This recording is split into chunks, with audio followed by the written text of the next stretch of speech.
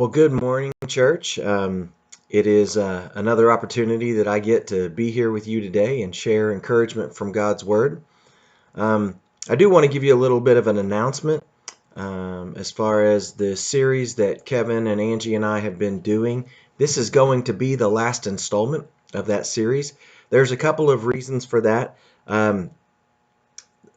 There's just a lot of changes as far as being a staff that are ahead of us in the upcoming months and weeks, and so we are actually going to put this down and pick up some of those other things and do some of those things that we got headed this direction to help us make transitions that we need to.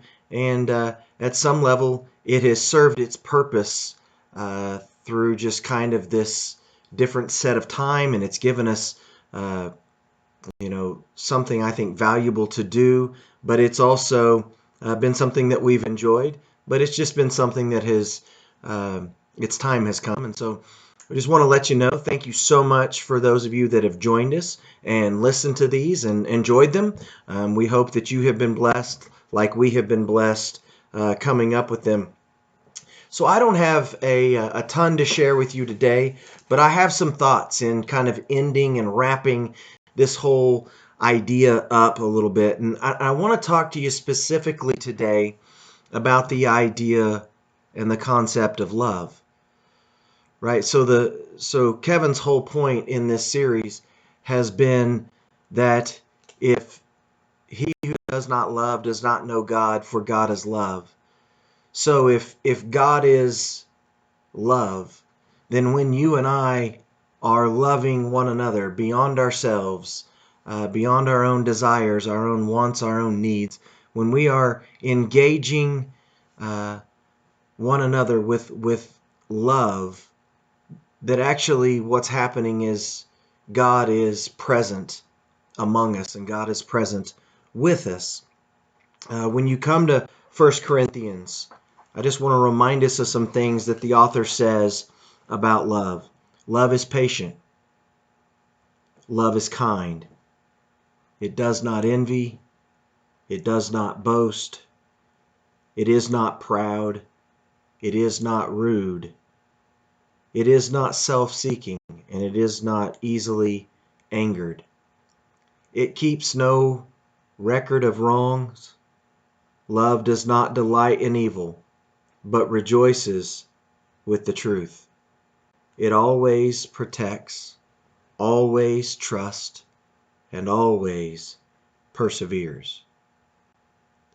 And at the top of verse 8, he says, love never fails. I want you to think about that today with me. I want you to think about the idea that of all the things in our world that are temporary, of all the things in our world that are finite and limited, the love of God never fails. Love never fails. So my question for us this week is, where is God trying to call you and I into greater depths of love? Where is God working in your world and in my world to call us deeper into love? Because what I really want you and I to think about this week is that every time God calls you and I deeper into love, He's actually calling you and I deeper into Himself.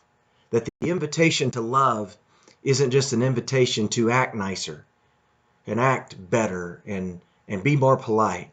The invitation to love is to take part in the very nature and character of who God is. The invitation for you and I to love is an invitation to join God in who He is. When you and I are patient, when you and I are kind, when you and I don't envy and we don't boast, when we keep no record of wrongs, you and I are not just acting well, we are living out the identity of our Father. So, with all that said, I'm going to let that wrap it up. The word I would give you this one last time for this week would be love. Go be what our Father is, church. If we do that, the world will never be the same. Love you. God bless. Have a great week.